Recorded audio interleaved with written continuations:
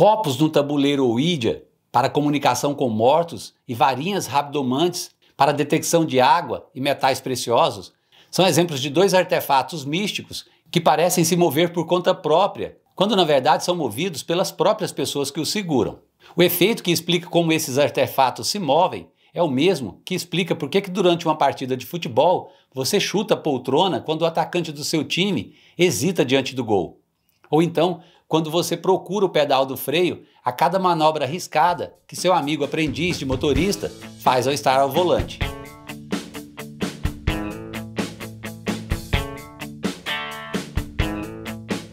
Olá, meu nome é Eudes Filete e bem-vindo ao Verve Científica.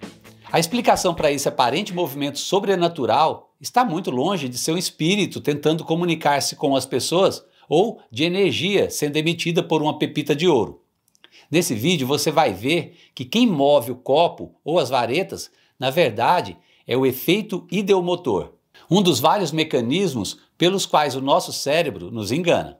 Vamos falar dele agora, mas antes ative o seu sininho para que você possa ser notificado cada vez que eu postar um vídeo novo aqui e já dê seu like nesse vídeo. Vocês já devem ter ouvido falar de pessoas que se envolvem em busca de petróleo, fontes de água e metais preciosos, empregando um método de detecção, conhecido como radiestesia. A radiestesia é uma pseudociência. Seus adeptos alegam possuir a capacidade de captar radiações e energias emitidas pelos objetos em materiais buscados, sem o uso de equipamentos científicos, usando apenas varetas metálicas ou forquilhas de madeira. Eles caminham pelos campos de busca até que as varetas se cruzem ou que as forquilhas se curvem. Quando ocorre o cruzamento ou a inclinação, é porque o local exato foi encontrado. A experiência pode parecer real, mas não é. Não existe uma força mística que se estende do solo e que influencia o movimento das varetas ou da forquilha. Se existisse, precisaríamos de uma nova física para explicar o seu movimento. Então, é mais sensato recorrer a uma explicação mais simples. E a explicação para isso é justamente o efeito ideomotor, reportado pela primeira vez em 1852 pelo naturalista William Benjamin Carpenter. Nosso corpo, quando sugestionado, pode fazer movimentos involuntários e inconscientes. Daí é que veio o termo da junção de ideo, que significa ideia, com o termo motor, que está relacionado à ação muscular. Assim, o efeito ideomotor se caracteriza por um movimento muscular sutil, involuntário e subconsciente que é impulsionado pela mera expectativa. Isso cria a ilusão de que o movimento seja devido a uma força externa. Para quem entende do assunto, o que mais surpreende nesses efeitos não é a possibilidade do sobrenatural, mas sim a capacidade do nosso cérebro de nos enganar a todo momento. O famoso crítico da parapsicologia, Ray Hyman, testou isso de forma brilhante e inequívoca. Primeiro, ele explicou para um grupo de alunos como funcionava a radiestesia. Daí ele andou pela sala até que as varetas se encontrassem em algum lugar arbitrário, dizendo que naquele local provavelmente se encontrava uma tubulação de água. Depois, pediu para que os alunos repetissem a experiência. Quase todos sentiram uma força incomum que fazia com que as varetas cruzassem naquele mesmo local. Então ele repetiu exatamente a mesma experiência para outro grupo de alunos, mas fazendo as varetas se cruzarem em um outro ponto arbitrário da sala. O resultado foi que as varetas desses novos alunos se cruzaram também no ponto em que eles acreditavam que elas se cruzariam.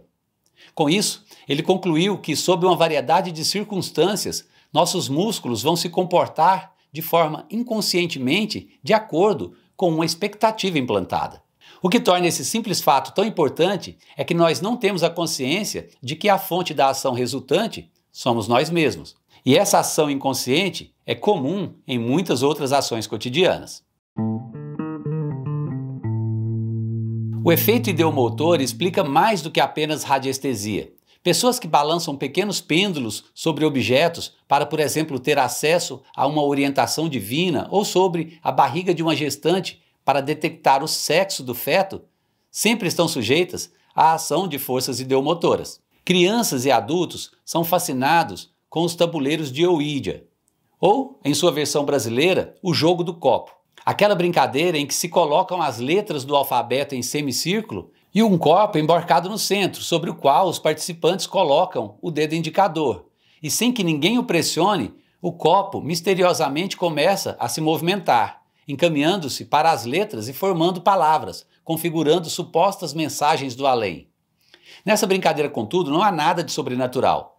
Nela, os participantes experimentam apenas o efeito ideomotor quando colocados os dedos suavemente sobre o copo.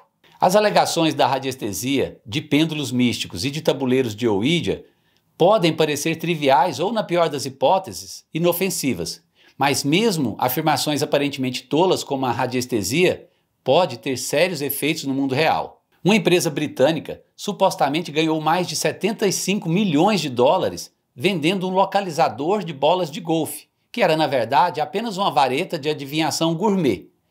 Essa mesma empresa adaptou esse dispositivo inicialmente vendido para encontrar bolas de golfe perdida e a comercializou como um detector de bombas para localizar dispositivos explosivos do Iraque e em outros lugares. O dispositivo é completamente inútil, mas surpreendentemente ainda está em uso por serviços de segurança em algumas partes do mundo. Só no Iraque, o dispositivo provavelmente foi responsável por centenas de mortes. O presidente dessa empresa está atualmente na prisão com uma sentença de 10 anos por fraude.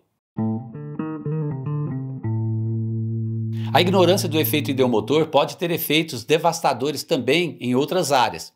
A comunicação facilitada talvez seja o exemplo mais óbvio. Esse tipo de comunicação é uma técnica cientificamente desacreditada que propõe fazer com que autistas não verbais se expressem por texto.